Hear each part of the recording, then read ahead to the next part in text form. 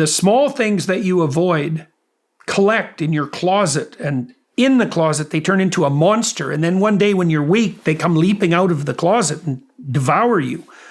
That's an ancient story. There's undoubtedly some things you're doing that you know aren't optimal, and you could aim at improving those. Well, that's an upward aim, and you could imagine that the sum total of all those incremental improvements is the upward aim. And that as you make an improvement, you get better at seeing the next step upward. The ultimate upward aim is, what would you say, the heavenly city on the hill. It's something like that. It's existence that would be optimal for you and optimal for everyone else. But that's a receding goal, right? That's a kind of impossible heaven. But it's the thing that sort of stands behind all your proximal aims. You want to aim upward, and then you can concentrate on the present. So what I'm trying to do in this discussion, as I'm sure you are, is, what are you trying to do in this discussion? You're trying to have an honest discussion. Mm-hmm. Okay, why? Why? I want to learn from you. Why? I want to improve my life. Okay, and you're bringing other people along on that trip. Yes. Why is it useful to bring other people along? Because it improves their life. Okay, and is there something meaningful in that for you? Absolutely. Okay, so that's a mystery. I talked to Jocko Willink, and Jocko wanted to be a soldier from the time he was like 3. Mm-hmm. And he's a complete bloody monster. He's 4 feet thick and rampaging. And he said he could have easily been a criminal. He's a disagreeable, militaristic guy. He went off to train, and he found that he really liked mentoring young men. That was way better than being a criminal. He found a better pathway. In these discussions that you're having with the people you bring on here, like you said, you're trying to learn, so you're trying to shed your stupidity and move uphill, but at the same time you're doing that, you're engaged in a communal endeavor, right? Because you're helping other people do that too. And so then you've got this great alignment between what's good for you and what's also good for everyone else. That's a good deal. God comes to Abraham as the voice of adventure. So Abraham is rich, and he's 70 years old when the story starts.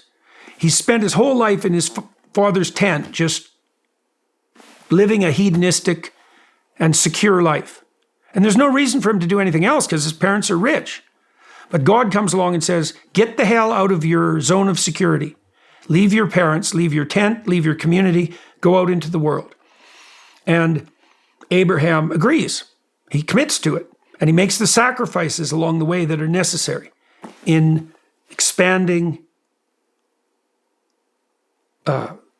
Each sacrifice that marks his pathway forward requires a greater giving up. It culminates in the offering of his son. God tells him to sacrifice his son to God. And so that's the culmination of the sacrificial process. But God makes Abraham a deal. It's such a cool deal. This is such a wonderful thing to understand.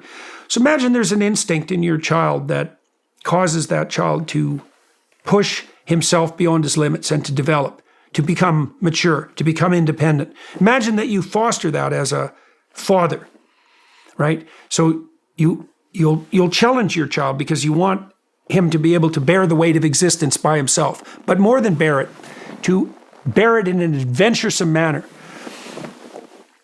God comes to Abraham as the call of the spirit of adventure, and he makes Abraham a deal. He said, if you abide by the spirit of adventure wholeheartedly, and you make the sacrifices that are necessary, no matter what they are, you'll be a blessing to yourself. Your name will become renowned, so you'll have a reputation. You'll establish something permanent that's good, and you'll do it in a way that's good for everyone else. And that's all aligned with that spirit of adventure. Now, that's a good deal. I think it's true. Like, if it's not true, it would mean that what calls us to develop is not in alignment with communal life, society, or with what's good for other people. It could easily be the case that if you treated yourself properly, in the highest sense, that would align perfectly with the deepest needs of other people. And that's that divine harmony that is on offer on the religious side of things. That's associated with what's good.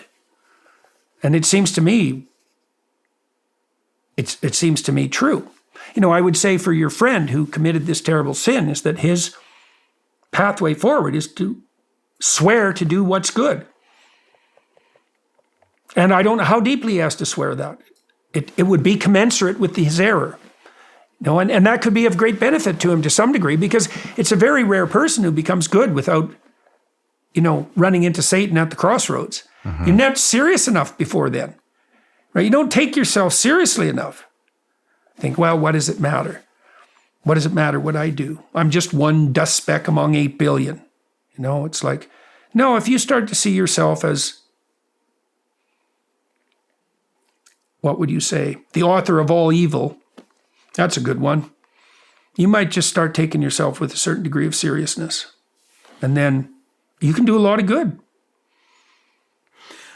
Let's go back to post-traumatic stress. I've done 3.5 years of therapy twice a week. I've done psychedelics, treatments, therapies. I've explored all kinds of different ways to overcome post-traumatic stress, TBI, but let's just concentrate on post-traumatic stress. It always seems to go back to childhood. Everybody I've talked to, their therapist starts them at childhood.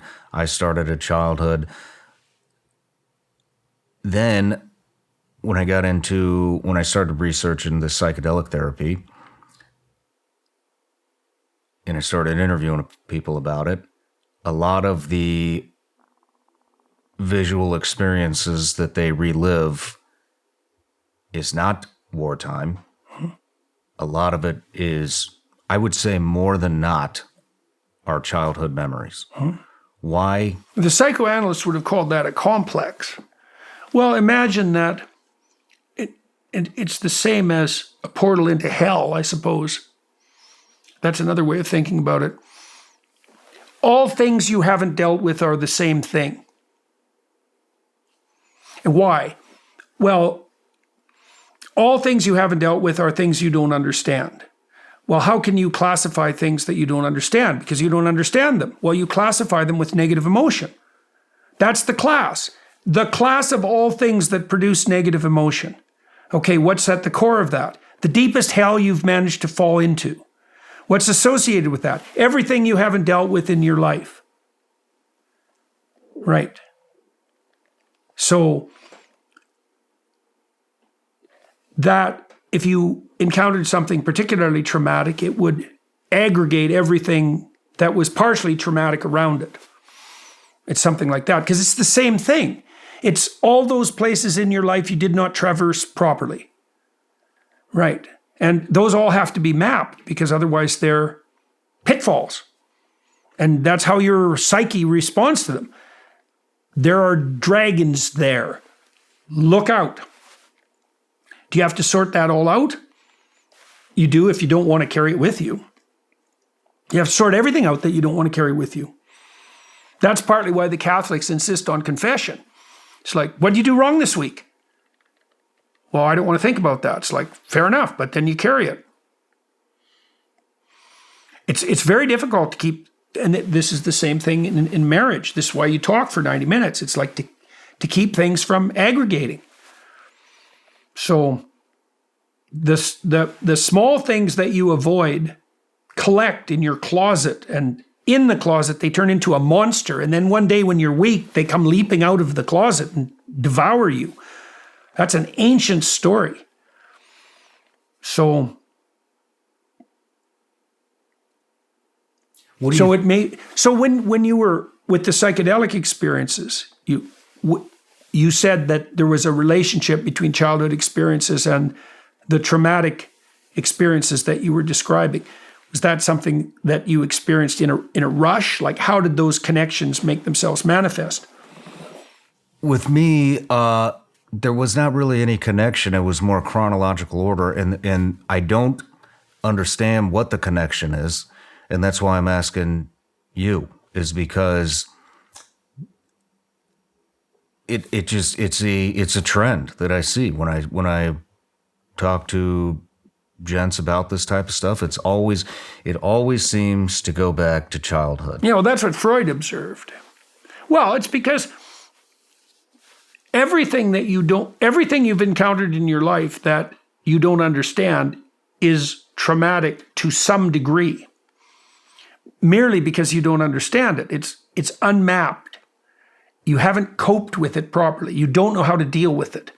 And so all of those things are tagged pretty much forever with anxiety, with entropy. Like they are entropy itself. They're confusion itself. And you have to make the world out of that.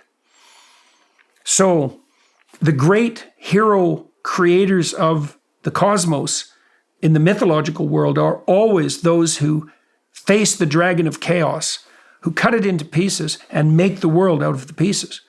It's the oldest story we know. It's the dragon fight in its most fundamental sense. A dragon is a monster that's composed of monstrous parts.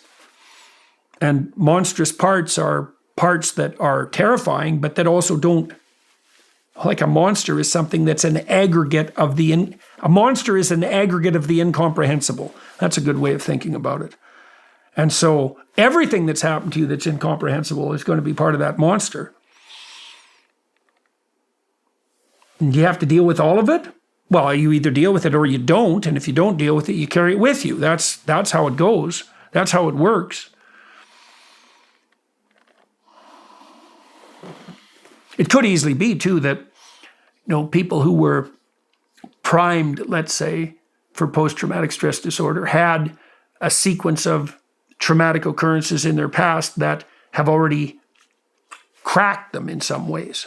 No matter where you're watching Shawn Ryan Show from, if you get anything out of this, please like, comment, subscribe, and most importantly, share this everywhere you possibly can. And if you're feeling extra generous, please leave us a review on Apple and Spotify podcasts.